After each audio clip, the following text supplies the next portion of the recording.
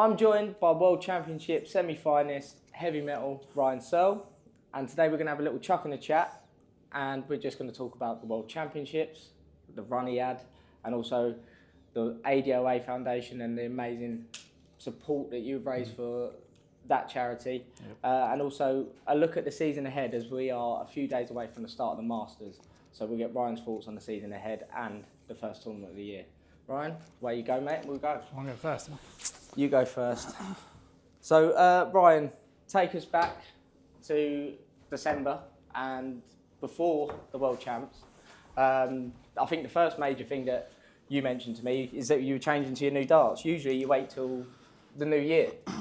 Yeah, like I said in previous interviews, I just felt like I'm probably not putting enough effort in on the board, so I thought, you know, the normal thing is just to change the darts. And yeah, for you it's like a mindset thing, isn't it?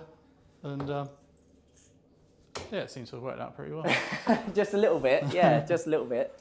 So then let's go into the first game. So Chris Landman, first game. Yeah.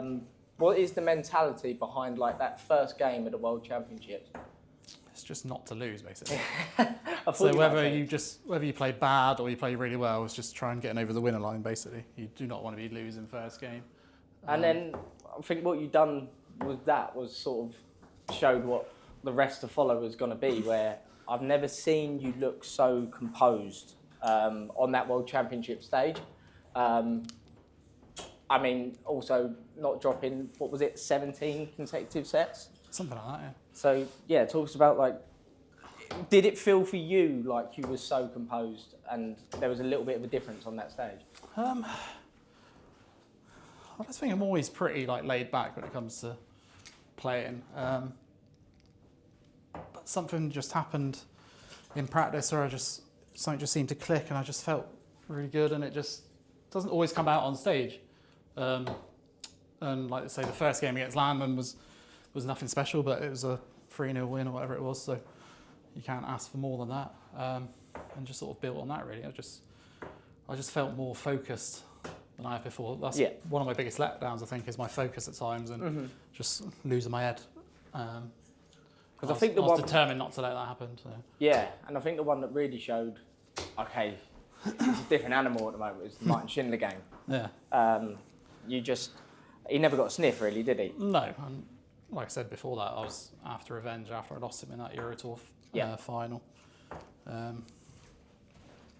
I also said with that as well that I didn't really see it as revenge. I want to beat him in a final of a Euro Tour somewhere else down the line just to sort of put that right. But yeah, I was in no mood to be losing that game. And then obviously you get towards the semi-finals, the furthest you've been at the Worlds. Did it feel different to a normal game? Like, was there the level of anticipation or the build-up? Did you do anything differently or try not to do anything differently? No, obviously when you're playing against Luke Littler, it's always a massive game, so just try and treat it the same as any other game. Obviously I didn't play my best, which I was gutted about. I feel like I've got a lot more to give than that, but I'll learn from that experience. And yeah, I think that's the most important thing for you. Does it feel like, right, I know what that feels like now, and I can just use that? To be fair, I was happy that you gave me the first set, otherwise I'd have lost 6-0. Yeah, just didn't. Backstage, I was hitting 180 after 180, and I'm thinking, I'm like really going to give him a game here, and then just sort of got on stage and feel like a bit of tension got in my arm, and once that's there and you know it, it's hard to shake that. But I mean, I think that's what you can use now, is that I know how my body's potentially going to feel, or I just know how to settle myself better, which is great for yourself. And we've got the highlight reel of the 170 when he's on for the 9 as well, which basically my only thing that I'd sort of take from the game. But I've seen online that I think the last time I looked at it had like 4.5 million views or something on that clip, which is insane. I think a lot of the stuff you've been doing throughout the world has got enough views, which I think will bring me on to my next point. Is during the Worlds, it wasn't just what you was doing on the stage that created some attention. It was the work you've done for the Cure ADOA Foundation. Yeah. So first off, just tell us why that is so close to your heart. Yeah, so obviously it's something that I struggle with, and it was only recently diagnosed for me after my daughter's diagnosis. And I'm basically trying to raise the awareness for her. It's not really for me. If they can find a cure and help her out, then that would be fantastic. I think I'm probably a bit too old now to be worrying about a cure, and it's something that I've always lived with, so I don't think I've done too bad considering. So with that, it was something we'd spoken about prior to the World Championships, and working with ourselves and the Cure ADOA Foundation. And then obviously when you mentioned it in that post-game interview, Paddy Power did something brilliant with what they done with the signs and the branding around the world. But what we want to say is sort of that's just the start, right? So we've been talking behind the scenes about some bits and pieces we can do. And we hope you're as excited as we are, and they are. So just for everyone that's watching, there's going to be plenty of stuff that you can join us with what we're planning to do with Ryan and the Cure ADOA Foundation. You have to say fair play to Paddy Power for doing that, because they didn't have to do that, did they? No, it was They're fantastic. a massive company. They didn't have to help raise awareness. It was brilliant For the foundation, and that was brilliant.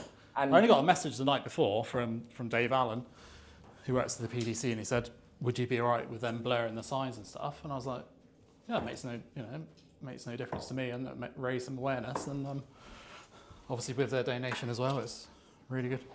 I think also what you've done is become an even bigger role model for people that, I think before the World, may not have even known like the level of sight that you have. No. And it's shown that, but also people that think they can't play darts because they have like visual impairment.